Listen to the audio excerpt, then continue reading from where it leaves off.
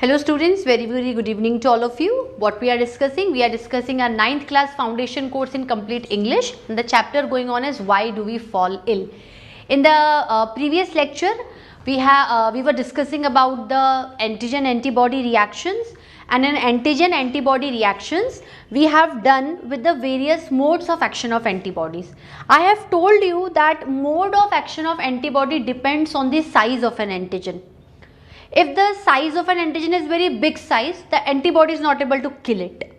It allows the other cells to come and surround that antigen and going to kill it, phagocyte it. Phagocytic cells like macrophages, neutrophils. Then if the procedure adopted is agglutination, second is opsonization. We have done that. Antibody is going to label the antigen. Again the antigen is medium size. The antibody is not able to kill the antigen. Now when the size of an antigen is very small, or the antigen is not doing itself something, and apart from it the antigen is releasing some chemicals, some toxic chemicals called as toxins. Is it clear? Actually this is the basis, this is the method of formation of a vaccine.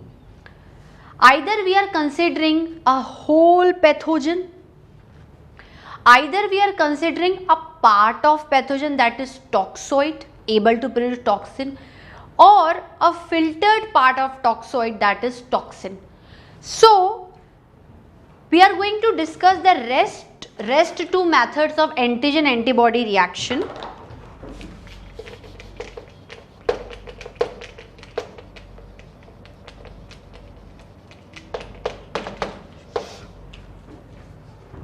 Antigen antibody reaction. The third one is we have done with agglutination, opsonization, neutralization. The name itself indicate neutralizes. Neutralizes means inactivate, don't cause any activity. Here antibodies neutralizes the toxic chemicals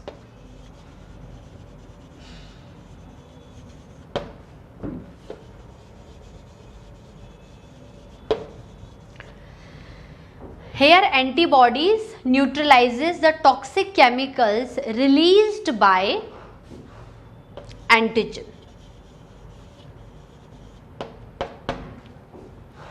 Toxic chemicals, harmful chemicals. Then fourth is lysis. Obviously here size of antigen is small, means we are taking a part of an antigen, that is toxoid, able to produce harmful chemicals, that is toxins.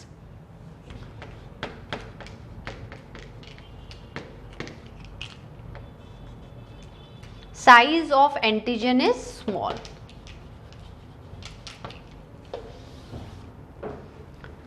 Lysis. Lysis means breaking into pieces. Lysis means cause breakage mechanism. Here in the lysis, size of antigen is small or very small.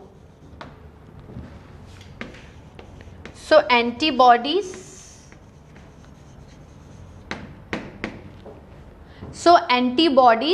directly go and attaches with the antigen, because first antibody should attaches with the antigen. First there should be a interaction, there should be an intimacy of an antibody with an antigen. So size of antigen is small, so antibodies attaches with antigen. either they are free or either they are attached on any cell surface, and kill them.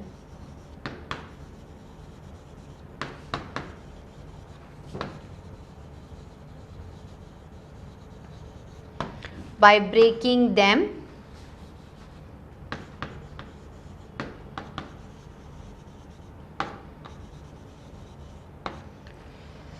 by breaking them into pieces. Is it clear? So this is all about your antigen antibodies, the antigen antibody reaction. So this completes your topic of immunity. In immunity we have done with innate immunity or natural immunity, we have done with acquired immunity and these all things. Now if innate immunity fails to tackle or innate immunity is not able to tackle with the pathogen, then acquired immunity will come, and acquired immunity is not able to tackle with that antigen, means the antibody is not able to kill the antigen by any of this method, then the body is going to be attacked by that particular antigen and we fall ill.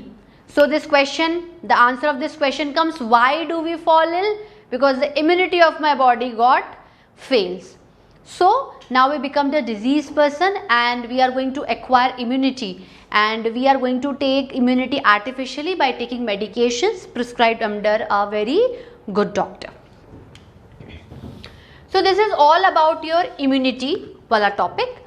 Now we are going to deal with the diseases part of this chapter. Human diseases. Which type of diseases a human can encounter? Diseases. First we will take some basic introduction, then we will move ahead and discuss various kinds of diseases attacking the living organism. Now what do you mean by a disease? Again, disease is something which is in which a living organism is facing some kind of discomfort. The living organism not at all in a very comfortable position. The person feels some changes inside his or her body which earlier he or she has not encountered. Some changes will occur, means yesterday you are not feeling weakness but today you are feeling weakness. Yesterday you have no fever, today you are having a fever. Yesterday you have no body pain, today you are having a body pain. Okay, if one day the symptoms are coming and subsided, okay, the immunity, that automatically we understand that immunity is tackling with it. But again and again, every day or with alternate day the symptoms are appearing again and again, then this is the matter of seriousness. Means why these changes are occurring again and again, means something is present inside my body and my body's immunity is not able to tackling, means the body immunity is not able to tackle with that antigen. So something is present inside my body who is creating unwanted changes in my body that I am encountering either daily or alternatively. Is it clear? Means the immunity is not tackling with that particular thing who is coming from outside, and something which is coming from outside is what is a antigen. Now I have not told you about the blood grouping concept in the antigen, that I will tell you in any of the lecture to become more clear about this. Now when we are going to deal with a disease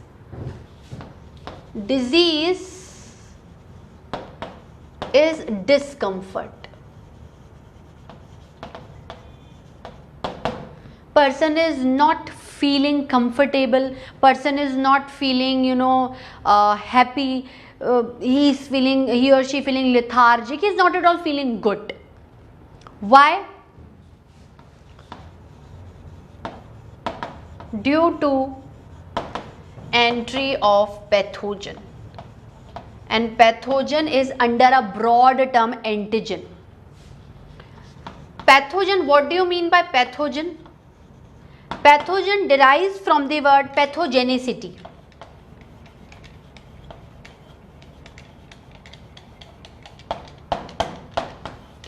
Pathogenicity means able to cause disease. Pathogen means pathogen is any kind of living organism. Why we are taking a living organism? Because living organism has a cellular structure, has protoplasm, has chemical reaction, has many kinds of metabolism like nutrition, respiration, circulation, and many other things are present.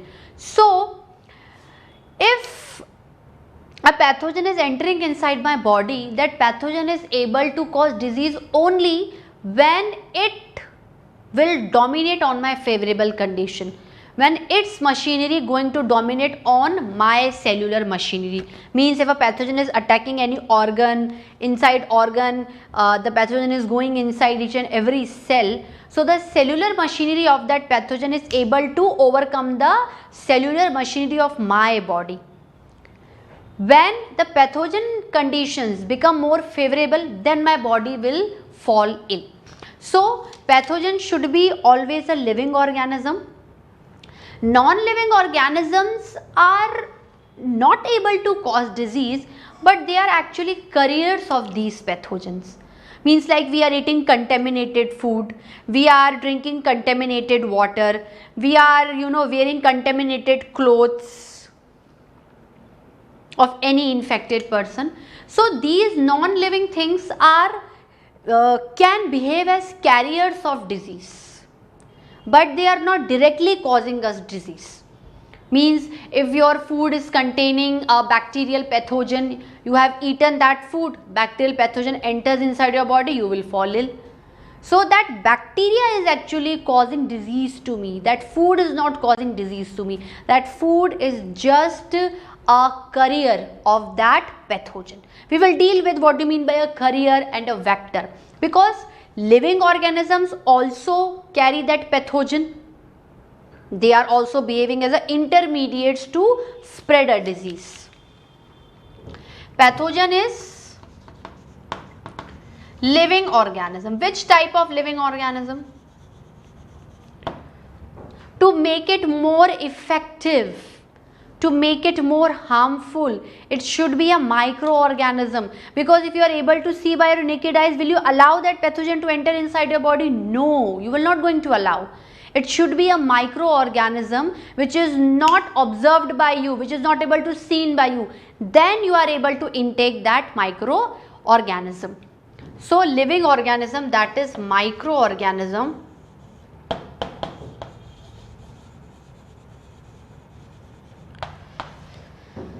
Or microorganism able to cause disease.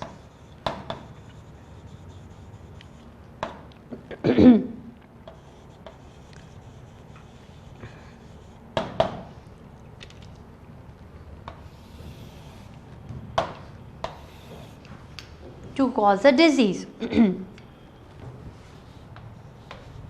Living means if it is a living organism,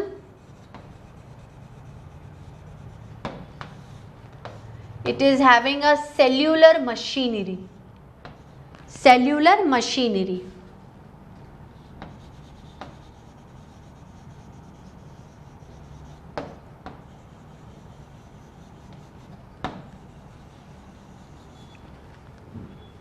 Is it clear? Now, a pathogen can put your body too much ill and can put your body to a moderate ill.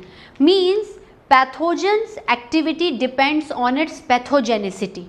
Pathogen's activity depends upon its pathogenicity. The capacity of the pathogen to fall you ill. The capacity of a pathogen to fall you ill. Now there is one more term comes in your books like virulence. Virulence means the more effectiveness of a disease. Virulence means a highly virulent disease, moderate virulent disease, okay virulent disease means how much a pathogen can harm your body. At what extent, at what capacity the pathogen, to which capacity a pathogen is able to harm your body. Now, what kind of pathogens you considered through which you fall in a disease? Okay, first thing,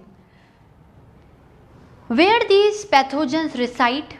These pathogens are actually obligatory in nature.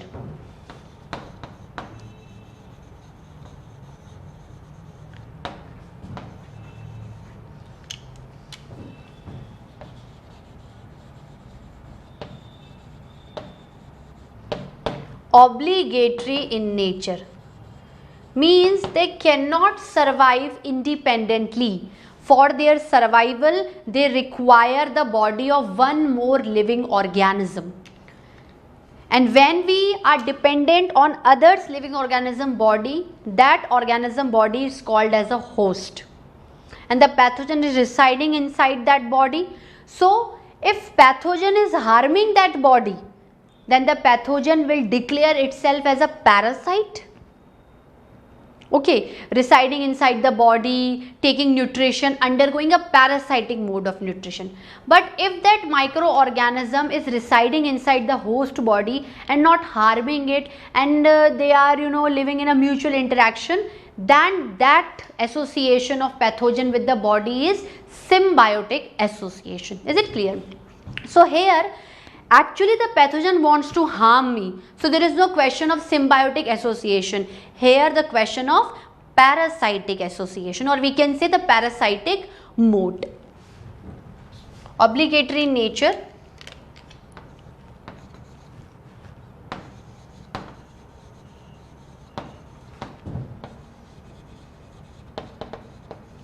Not able to survive independently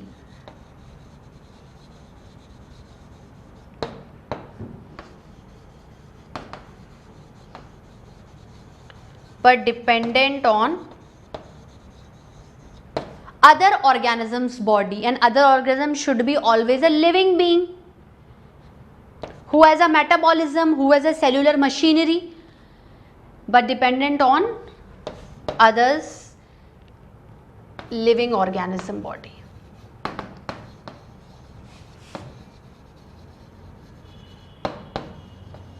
Is it clear?